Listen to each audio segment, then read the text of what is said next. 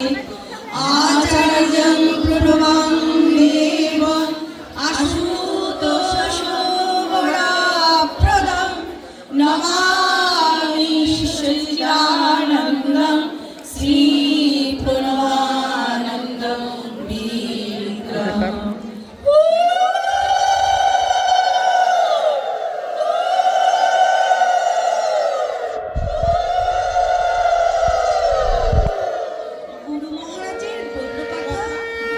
প্রণব পাঁচালী মাঘী পূর্ণিমায় নিশি উজ্জ্বল আকাশ, চতুর্দিকে বহিতেছে সুগন্ধ বাতাস।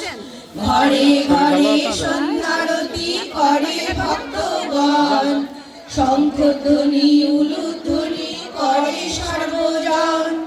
হেন কালে বিহঙ্গেরা বাসায় ফিরিল, গোধূলির লগ্নে প্রণব চন্দ্রের উদয় হইল। দিনটি ছিল 1896 সালের 29শে জানুয়ারি। বুধবারে মর্তধামে আবির্ভূত হইলেন ত্রিপুরারি।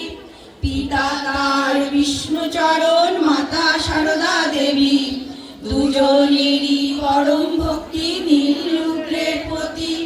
সাধনায় তুষ্ট হয়ে দিলেন তাদের বর, তোমাদের পুত্র হয়ে আসিল তব ঘর। আবির্ভূত হওয়া মাত্র জয় জয়কার, বহুদিনের মামলায় বিজয় হইল তার। জয়নাথ নাম রাখিল পিতা হইয়া আনন্দিত, বুধবারে জন্ম বলে সবাই ডাকে বুধ। অন্নপ্রাশনের নাম হইল বিনোদ সুন্দর, তাহার দর্শনে ভরে সকলের অন্তর। ছোট থেকে স্থির কান্নাকাটি নাই, তার মতো বলশালী গ্রামে কেউ নাই। দুগ্ধগীত ছানা মাখনে রুচি নাই তার, আলু সেদ্ধ জল ভাত অতি প্রিয় তার। ধীরে ধীরে বড় হইল বিনোদ সুন্দর, পরের দুঃখ দেখে তার কাঁদে অন্তর। ছোট এক সাপ মৃত প্রায় হইল, তাকে দেখে ছোট্ট বিনোদ ব্যথিত হইল। সেবা শুশ্রূষা করে তাকে সুস্থ করিল, তারপর বন মধ্যে ছাড়িয়া দিল। ছোট থেকে জীব সেবায় করে আত্মদান, সমাজের দুর্দশা দেখে কাঁদে তার প্রাণ। বিদ্যালয়ে গিয়ে তিনি সহপাঠী লয়ে ঘুরে ঘুরে মুষ্টিভিক্ষা করে পরে তরে। কোথায় অগ্নি লাগিয়ে বিনোদ শেখা ধার, সহপাঠীদের নিয়ে আগুন নেভায়। কলেরায় মৃত প্রায় গ্রাম উজাড়িল, তাদের সেবায় বিনোদ নিজেকে সঁপিল। সেবাই ধর্ম সেবাই কর্ম এই তার পথ, সারা জীবন করিলেন আত্মনিবেদন। অন্যায় অত্যাচারে রুদ্রমূর্তি তার, গ্রামের এক দুষ্ট ব্যক্তি করে অত্যাচার। তাকে ধরে 3 পাক দূরে ছুড়ে দিল, সেই ব্যক্তি ধর্মের বাপ বলে তাকে নমস্কার করিল।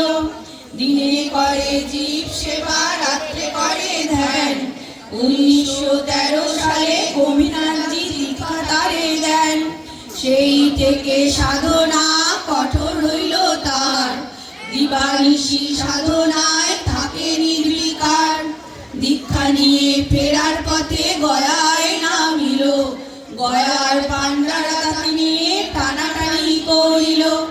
রুদ্রমূর্তি হয়ে তাদের উপযুক্ত শিক্ষা দিল, সঙ্গে সঙ্গে গয়াতীত সংস্কারের প্রতিজ্ঞা করিল।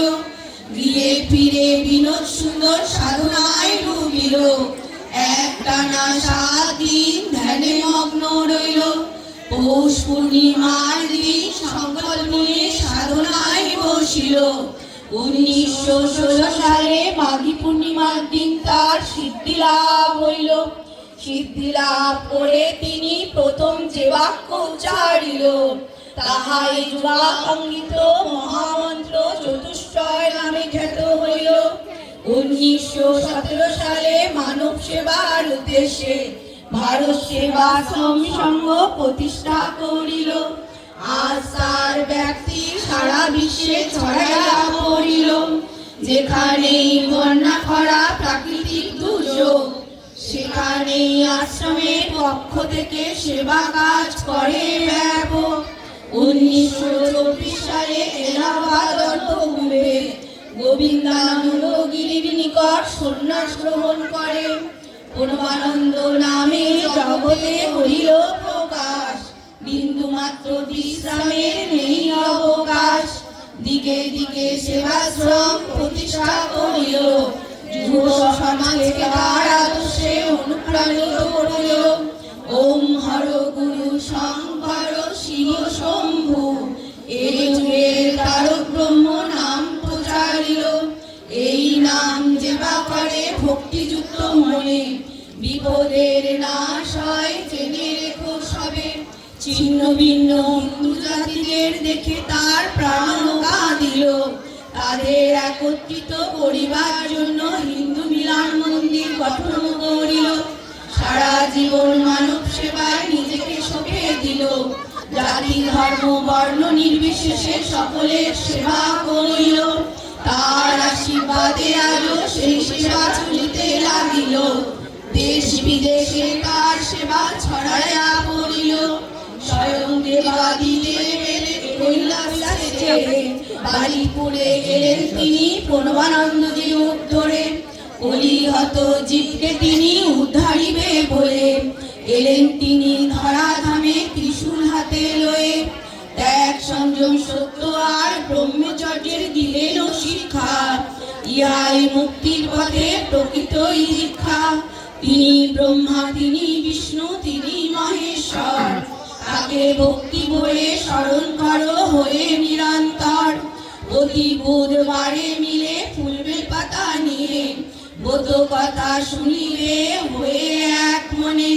কথা শেষে ভক্তি ভরে পুষ্পাঞ্জলি দিবে, ভালো মন্দ সব কিছু তার চরণে সঁপিবে। গুরুর আদেশে এই ব্রত কথা প্রকাশিত হইল, তাহার কানাইয়া কীর্তন করিল। ব্রত কথা এইবার করি সমাপন, ভক্তি ভরে বর চাও যাহালয় মন। সর্বশেষে জয় দাও জয় গুরু মহারাজ বলে, আনন্দেতে জীবন যাবে ভবপায়